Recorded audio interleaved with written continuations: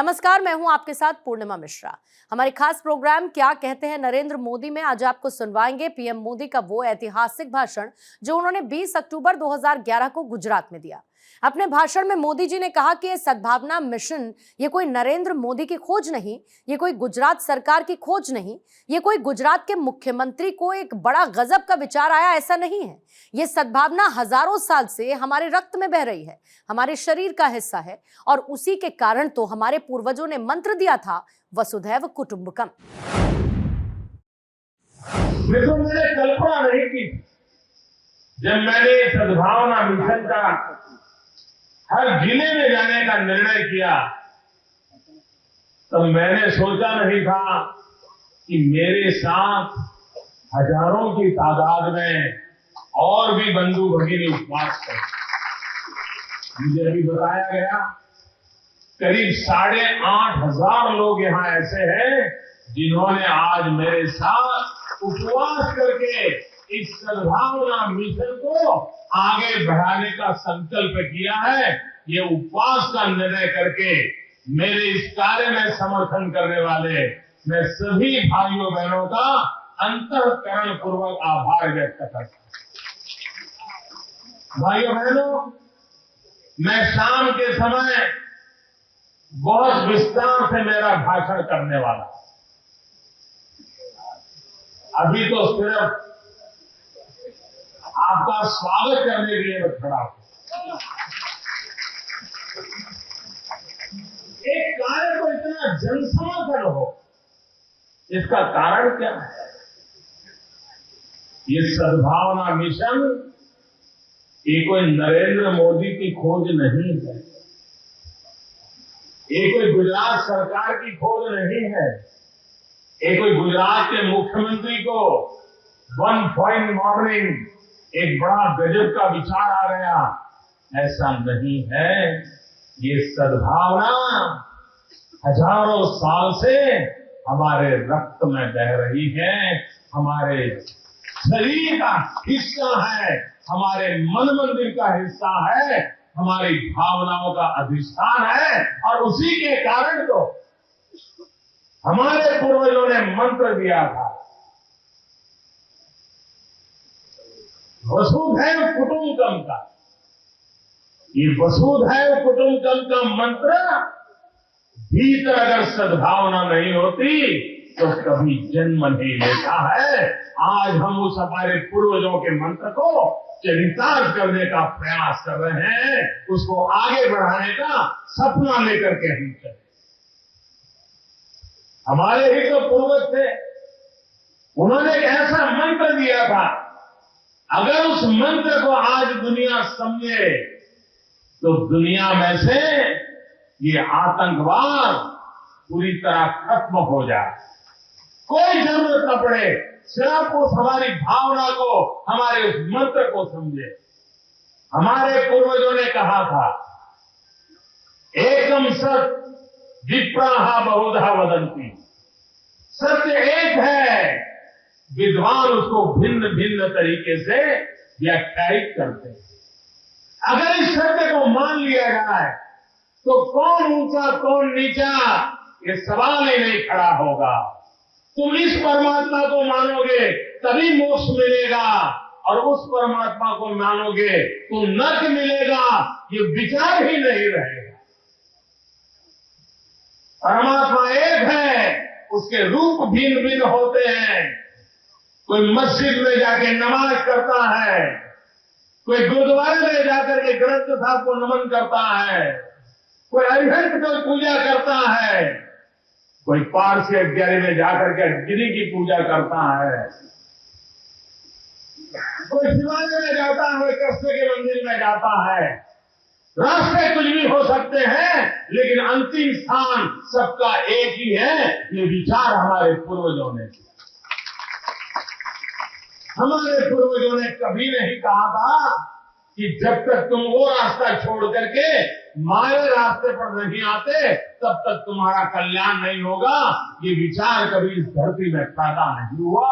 हम वो लोग हैं जो हर विचार का सम्मान करने वाले लोग हैं, हर परंपरा का आदर करने वाले लोग हैं, हर पूजा पद्धति का सम्मान करने वाले लोग हैं, हर ग्रंथ का आदर करने वाले लोग हैं। ये हमारी विरासत है। आज जो गुजरात विकास की ऊंचाइयों पर पहुंचा है, कुछ लोगों को लगता है कि सरकार अच्छी चल रही है इसलिए विकास हो रहा है। कुछ लोगों को लगता है कि भ्रष्टाचार को निकालने में सफल हुए हैं इसलिए लोगों की सेवा हो रही है। कुछ लोगों को लगता है सामान्य मानवीय की जरूरियातों पर जोर दिया जाता है इसलिए आम आदमी पर सरकार अच्छी लगती है। कुछ लोगों को लगता है कि औद्योगिक विकास आने के कारण नौजवान को रोजी रोटी मिल रही है इसलिए सरकार अच्छी है। किसानों को लगता है कि पहले पानी भी नहीं था, बिजली भी नहीं थी, पैदावार भी नहीं थी, अकाल की नौबत रहती थी, अब पानी भी है, बिजली भी है, फसल भी है, कृषि भी अच्छी है इसलिए उनको सरकार अच्छी लगती है।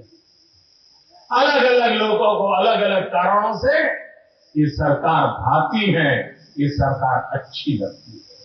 वो कारण में सच्चाई हो सकती है, लेकिन मुझे जो लगता है कि गुजरात के विकास के अंदर वो कौन सी ताकत है, वो कौन सी शक्ति है जिसने देखते ही देखते 10 साल के भीतर पूरे विश्व में गुजरात का डंका बजा दिया। वो कौन सी ताकत, वो कौन सी शक्ति है? भाइयों बहनों, मैं जिले जिले में जाकर के डंके की चोट पर दुनिया को बताना चाहता हूं। वो शक्ति है मेरे 6 करोड़ गुजरातियों की एकता की शक्ति। वो शक्ति है मेरे 6 करोड़ गुजरातियों ने शांति का जो रास्ता अपनाया है उसके कारण। वो शक्ति है मेरे 6 करोड़ गुजरातियों के भाईचारे की शक्ति है और उसके कारण आज गुजरात के विकास की गति दुनिया के अंदर लोगों को नजर आने लगी। भाइयों बहनों, हमें मालूम कैसे दिन देखे हैं गुजरात में। 1980, 1985 उन दिनों को याद कीजिए। इस राज्य का कोई शहर ऐसा नहीं होता था कि जहां कर्फ्यू की नौबत न आती।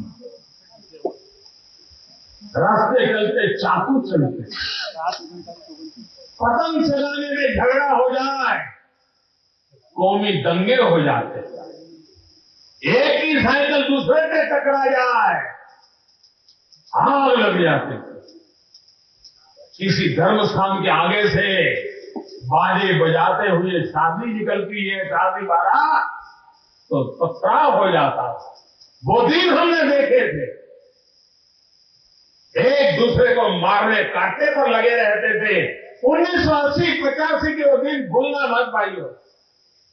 उस कठिन दौर से हम गुजरते थे और जब दंगे होते तो गरीब आदमी भूखा मरता, ऑटो रिक्शा वाले की ऑटो रिक्शा नहीं चलती, छोटा दुकानदार है बेचारे की दुकान जला दी जाती, गरीब मां बेटा शाम को घर आएगा इंतजार करती थी, बेटे का शव आता।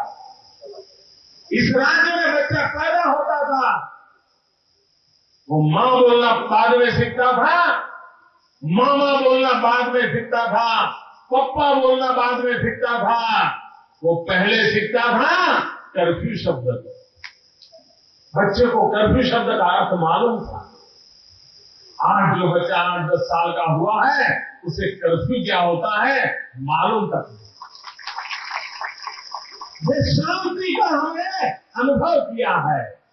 इस शांति के कारण हमारी शक्ति कितनी बड़ी है ये हमने एहसास किया है। ये भाईचारे के मार्ग के कारण हम गुजरात को कितना नई ऊंचाइयों पर ले जा पाए ये हमने अनुभव किया।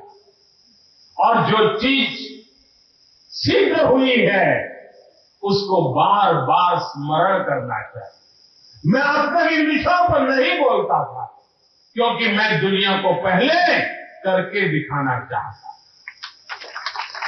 मैं दुनिया को सबूत देना चाहता था कि शांति, एकता, भाईचारा ये कैसे अर्जित किया जा सकता है, ये मैं दुनिया को दिखाना चाहता था। और 10 साल की तपस्या करके ये हमने सिद्ध किया है। और जब सिद्ध किया है तो डंका की चोट पर दुनिया को दिखाना है कि आप भी अगर प्रगति करना चाहते हो तो ये जातिवाद के जहर को छोड़ो, भारत मां के पुजारी बनो, ये देश आगे बढ़ने लगेगा। मैं देश और अन्य राज्यों को कहना चाहता हूं, ये शहर और गांव के झगड़े किसी का भला नहीं करेंगे। ये जाति जाति के बीच का तनाव किसी का भला नहीं करेंगे। ये जाति जाति के जहर में एक कौम को दूसरी कौम से टकरा दिया, ये कभी किसी का भला नहीं करेंगे। अपने गुजरात में भी एक जमाना था, वो मानगढ़ कौन भूल सकता है, कितने लोगों को एक साथ मार दिया था क्योंकि वो किसी एक जाति की मां से गोद से पैदा हुए थे, दूसरी जाति के लोगों ने उनको मार दिया। क्या निकाला? भाई भाई के खून का प्यासा हो जाए, क्या निकलेगा? और इसलिए भाइयों बहनों, हमने लगातार एकता की कोशिश की, शांति की कोशिश की, भाईचारे की कोशिश की, और 6 करोड़ गुजरातियों ने 6 करोड़ गुजरातियों की एकता के मंत्र को जी करके दिखाया है। और इसलिए सफलता के कारण मुख्यमंत्री मोदी नहीं है, सफलता का कारण ये उपवास पे आए हुए मेरे भाइयों बहनों 6 करोड़ गुजराती हैं। हम जितनी एकता की तारीफ करेंगे, जितनी शांति की तारीफ करेंगे, जितनी सद्भावना की तारीफ करेंगे, जितनी भाईचारे की तारीफ करेंगे, उतनी हमारी ताकत बढ़ेगी। और इसी ताकत को लेकर के मुझे आगे बढ़ना है। मुझे आपका साथ चाहिए, मुझे आपका सहयोग चाहिए। हमें गरीब के घर में रोशनी लानी है, हमें गरीब के आंसू पोंछने हैं। और ये हमारी सद्भावना का असर देखिए। उड़ीसा के अंदर बाढ़ आई,